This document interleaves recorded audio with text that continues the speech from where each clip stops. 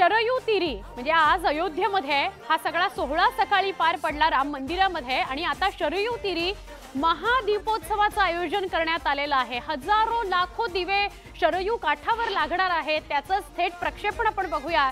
शरयू काठ लक्ष लक्ष दिव्यांनी उजळून निघालेला आहे। हा शरयू काठ आहे। काही वेळामध्ये शरयू तीरी आरती होणार आहे, पण दीपोत्सव लक्ष वेधून घेणारा, मोहक असा, आकर्षक असा अयोध्या नगरी पूर्ण सजलेली आहे। कारण आज राम अयोध्येमध्ये आलेले आहेत, त्यामुळे अनेकांचे भाव दाटून आलेत, मन दाटून आलंय। आमचा माणूस, आमचा राम आमच्या घरी आलाय, स्वतःच्या घरी आलाय। शरयू तीरावर दीपोत्सवाचं आयोजन करण्यात आलंय, त्याचं थेट प्रक्षेपण आपण बघतोय। आपण थेट जाऊया आमचे प्रतिनिधी विशाल परदेशी यांच्याकडे। अयोध्येतल्या शरयू तीरी ते उपस्थित आहेत, त्यांच्याशी बोलूया। विशाल, पुण्यभूमीमध्ये आज सकाळी जो विहंगम अप्रतिम असा कार्यक्रम झाला राम मंदिराचा प्राणप्रतिष्ठेचा, त्याचे साक्षीदार तुम्ही बनलात आणि आता दीपोत्सव होतोय शरयू तीरी, काय सांगा? केवळ मीच नाही तर आपल्या माध्यमातून न्यूज 18 लोकमतचे सगळे प्रेक्षक देखील याची देही याची डोळा घरी बसल्या बसल्या या सोहळ्याचे साक्षीदार झाले आणि प्रत्येक रंगारंग घडामोड त्यांच्यापर्यंत आपण पोहोचवण्याचा प्रयत्न केला। पण आता मी घेऊन जातोय न्यूज 18 लोकमतच्या सगळ्या दर्शकांना दीपावलीच्या उत्सवात। आज आहे दीपावली, मी जसं म्हणाला आज आहे दसरा, आज आहे पाडवा। का तर रामलल्ला गाभाऱ्यामध्ये स्थापित झालेले जय श्रीरामचा नारा दिला जातोय आणि हा नारा फक्त दिला जात नाहीये तर देवदिवाळी देखील शरयू किनारी जी ती साजरी केली जाते। थोड्या वेळापूर्वी न्यूज 18 लोकमतने याच्या तयारीची दृश्य दाखवली होती। सुवर्णा 1,60,000 थोडे दिडकीने लक्षात घ्या, 1,60,000 दिवे आता शरयूच्या तटावरती लावण्यात आलेले आहेत। सगळ्या शालेय विद्यार्थिनी जे आहेत या कामामध्ये आपली सेवा देऊ करतात, वेगवेगळ्या विद्यालयाच्या त्या विद्यार्थिनी आहेत आणि त्यांच्याकडनं एक सेवाभाव व्यक्त केला जातोय। अयोध्येतल्या पंचक्रोशीतल्या सगळ्या विद्यार्थिनी त्यांना अप्रूप आहे की आपले रामलल्ला गाभाऱ्यामध्ये स्थापित झाले। आपण त्यांच्याशी बोलूयात, म्हणजे ही दृश्यता आपण पाहतोच आहे छानपैकी। ही विस्तीर्ण आज हा सगळा तट आहे आणि या तटावरती आपण हे कारंजे बघतोय आणि या कारंजांच्या साक्षीला आपण बघूयात या सगळ्या सजावटीला हे दिवे देखील खरं तर याची शोभा वाढवतात, त्याचं देखणेपण वाढवतात। या देखणेपण वाढवण्यामध्ये या सगळ्या रणरागिणींनी हातभार लावलेला आहे। या इथल्या विद्यालयाच्या छात्रा आहेत, त्यांच्याशी आपण बोलूयात। दीदी, आपका नाम? मेरा नाम अनन्या पांडे है। हाँ, कन्या, कितने बजे से आप काम कर रही है, कितने दिए लगाए गए? हम सुबह 10:30 बजे से काम कर रहे हैं, लगभग 1.5 से 2 लाख दिए लगाए गए हैं। 1.5 से 2 लाख दिए लगाए गए। तो मतलब किस प्रकार से, मतलब हर एक सेक्शन को एक दिए लगाने का फिगर दिया होगा? हाँ, थोड़ा सा मतलब जगह बनाई गई थी, उसमें हम लोग को कहा गया था कि किस प्रकार से दिए रखने हैं, उसको रखने के तरीके, उसके बाद उसमें हम लोगों ने अलग अलग डिजाइन बनाए हैं, बस इतना ही था। क्या क्या डिजाइन आपने बनाया? तीर धनुष बनाए हैं, कई जगह मंदिर बने हैं, रंगोलियां बनी हैं और जय श्री राम सीताराम लिखा गया है, बस यही सब लिखा है। तो रामलल्ला आज स्थापित हुए गर्भ में, तो क्या लग रहा है, क्या भावना है आपकी? बहुत अच्छी है भावना। मतलब गर्व फील हो रहा है कि यहाँ के श्री राम। तो आप कब जाने वाली हो दर्शन के लिए? अब कल ही जाएंगे जरूर, कल से मंदिर खुल जाएगा तो कल तो जाऊंगी। हाँ, तो रामलल्ला सब लोग जाएंगे जी, पूरे अयोध्या को जाना चाहिए जी, है कि नहीं? हाँ। तो मतलब अब ये सब दिए लग गए हैं पूरी तरह से? हाँ, सारे लग गए हैं, सब अब बस जल रहे हैं। तो आप ये दिए लगाने में यहाँ के बाकी स्थानीय या भक्त लोग भी मदद के लिए आए थे? जी, सब लोग आए थे। सब लोग आए थे। प्रत्येकाने एक दिवा लावण्याचा प्रयत्न केलेला आहे। आपलाही हातभार या ठिकाणी लावावा।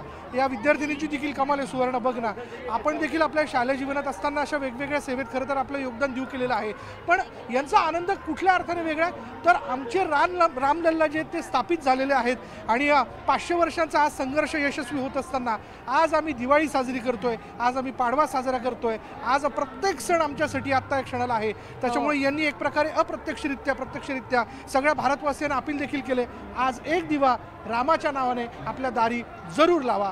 सुवर्णा, जय श्रीराम। जय श्रीराम। विशाल, आपण अनेकदा वाचलेलं आहे, ऐकलेलं आहे की जेव्हा राम जन्माला आले तेव्हा राम जन्म लाग सखी म्हणून जयघोष झाला अयोध्येभर। त्याचप्रमाणे जेव्हा राम रावणाचा वध करून परत आले अयोध्येला तेव्हा ही दिवाळी साजरी झाली, पण आपण त्या क्षणांचे साक्षीदार नव्हतो। आज मात्र आजची पिढी मात्र, अख्खा देश मात्र आज या क्षणांचा साक्षीदार आहे। ही दिवाळी, हा सण, ही अयोध्या नगरी जी लखलखली आहे ती तू मी आपण सगळे पाहू शकतोय। न्यूज 18 लोकमतच्या माध्यमातून अख्खा देश पाहू शकतोय। तू तुझ्या भावना काय व्यक्त करशील? आज दिवसभरात खूप वेगवेगळे विचार येऊन गेले असतील हे सगळं दृश्य पाहून। विशाल, मला एक प्रकर्षण या ठिकाणी जाणवलं सुवर्णा, की राम, जसं मोदींनी म्हटलं की राम नाम आहे, निदान आहे, विधान आहे, एक विचार आहे आणि त्याच पद्धतीने राम हे एक दैवत जे ते काय म्हणूयात युनिव्हर्सल असं दैवत आहे, सर्वांचं असं दैवत आहे आणि त्याच्याकडे प्रत्येकाचा बघण्याचा दृष्टिकोन फार वेगवेगळ्या अर्थाने। कारण जसं आपण आपल्या महाराष्ट्राच्या विठ्ठलाबद्दल वारीमध्ये सर्वत्र ज्यावेळेस आपण कव्हरेज करतो तेव्हा एक आई असं म्हणत असते की विठ्ठल माझा मित्र आहे, विठ्ठल माझा पुत्र आहे, विठ्ठल माझा सखा आहे, विठ्ठल माझा बाप आहे, विठ्ठल माझी आई आहे। तसंच रामाबद्दलचा विचार केला जातो। रामाबद्दल विचार करत असताना लोक असं फार कौतुकाने सांगतात की राम मर्यादा पुरुषोत्तम असं म्हणत असताना खरं तर तो संन्यस्त आणि गृहस्थ आश्रमातलं एक उत्तम उदाहरण आहे, म्हणून तर त्याला क्षत्रिय म्हटलं गेलेलं आहे। आणि क्षत्रिय पण असणं हे प्रत्येकामध्ये, प्रत्येक मनुष्यात, स्त्रीमध्ये ते जन्मत आहे आणि असे विचार व्यक्त करणारे अनेक लोक मला भेटली। मला अनेक लोक जे आहेत म्हणजे रामाचं दर्शन हो न हो पण आपण अयोध्येत आलेलो आहोत, शरयूच्या तीरे गेलो, छानपैकी हातपाय धुतले या थंड पाण्यामध्ये, म्हणजे भले थंडी आहे पण ते पाय धुतल्यानंतर रामाच्या कळसाचं जरी दर्शन झालं तरी तिथून आपल्याला परत निघायचं आहे, म्हणजे कळस जरी दिसला तरी रामाचं दर्शन भेटल्यासारखं आहे। काही लोक मला अशी भेटली की आम्ही इथं आलेलो आहोत, जोपर्यंत रामलल्लाचं दर्शन होत नाही तोपर्यंत आम्ही काय भोजन ग्रहण करणार नाही, कालपासून एकादशी धरलेली आहे, ती एकादशी तिचं मुख पाहूनच आम्ही सोडू, अशी देखील भावना व्यक्त करणारे भेटले। काही मला महाराष्ट्रातली लोकही भेटली की जी 2 ते 3 दिवसापासून या ठिकाणी तळ ठोकून आहेत, केवळ आणि केवळ आपल्या रामलल्लाचा चेहरा बघण्याची त्यांना इच्छा आहे। एका भाविकाने तर मला असं म्हटलं की विठ्ठलाच्या चरणी हात लावून आलेलो आहोत, एका वैष्णवाकडनं दुसऱ्या वैष्णवाच्या राजाकडे आलेलो आहे आणि त्याचा निरोप घेऊन याच्याकडे आलो आहे की अरे बाबा, तू ज्या पद्धतीने या गर्भगृहात सुखावलेला आहे तसाच हे सुख तुझ्याकडनं सगळ्या जनतेला मिळू दे, तमाम भारतातल्या जनतेला मिळू दे, अशी भावना मला व्यक्त करायची आहे। अशी साधी भोळी भावना देखील व्यक्त करणारे वारकरी मला या ठिकाणी भेटले। त्यामुळे सुवर्ण ही नुसती गर्दी नव्हती, तर ही गर्दी आपल्याला घेऊन जात होती द्वैताकडून अद्वैताकडे, अंधाराकडून प्रकाशाकडे, आपल्याला घेऊन जात होती एका विचाराकडे। त्यामुळे हा सोहळा फार वेगळ्या पद्धतीचा होता। म्हणून मी असं म्हणेल की एकदा तरी या अयोध्येत येऊन रामलल्लाचं हे दर्शन घेत असताना अयोध्येचे बदललेले स्वरूप आपण जरूर बघायला हवं, कारण विरासत बी आणि विकास बी हे काय नेमकं हे आपल्याला इथं आल्यानंतर कळू शकतं। अगदी विशाल, किती सुंदर वर्णन करतो आहेस। तिथे गेल्यानंतर तिथलं वातावरण तुझ्याही अंगात भिनलंय हे जाणवतंय तुझ्या शब्दातून। विशाल, अनेकदा कव्हरेजच्या साठी तू अनेकदा वारीला सुद्धा गेलेला आहेस, तो वैष्णवांचा मेळा तू पाहिलेला आहेस। चंद्रभागेच्या तीरी जाऊन स्नान करायचं आणि मग विठ्ठलाचं दर्शन घ्यायचं, तशीच प्रथा वर्षानुवर्ष चालत आली आहे अयोध्येत सुद्धा की शरयू तीरी स्नान करायचं आणि मग रामाचं दर्शन घ्यायचं।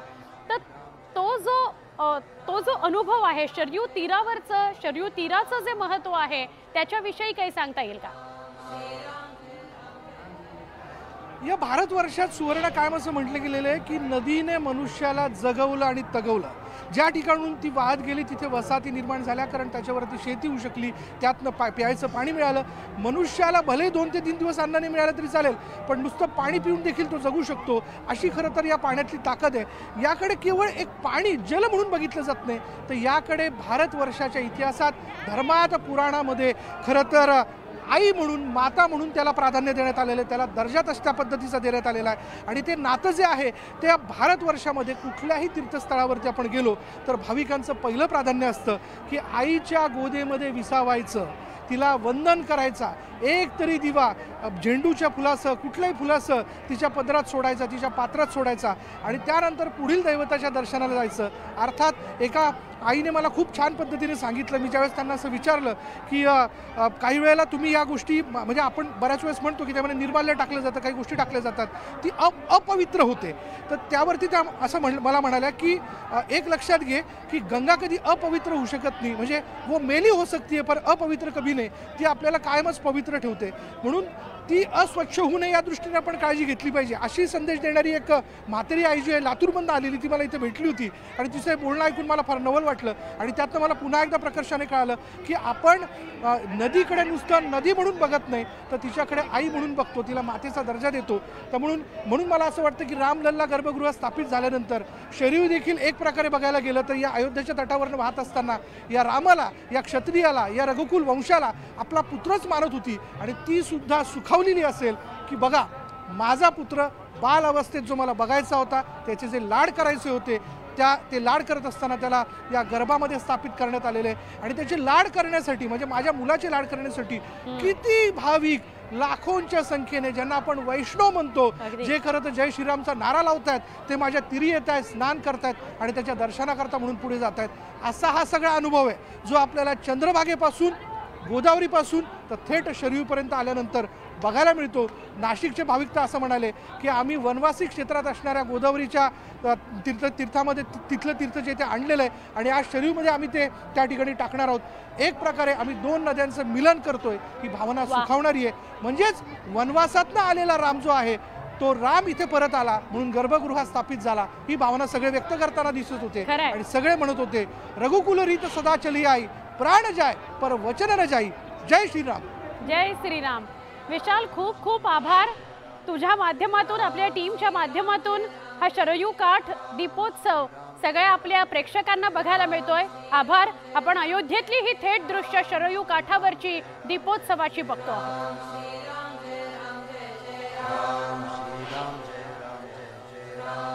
पिढ्यां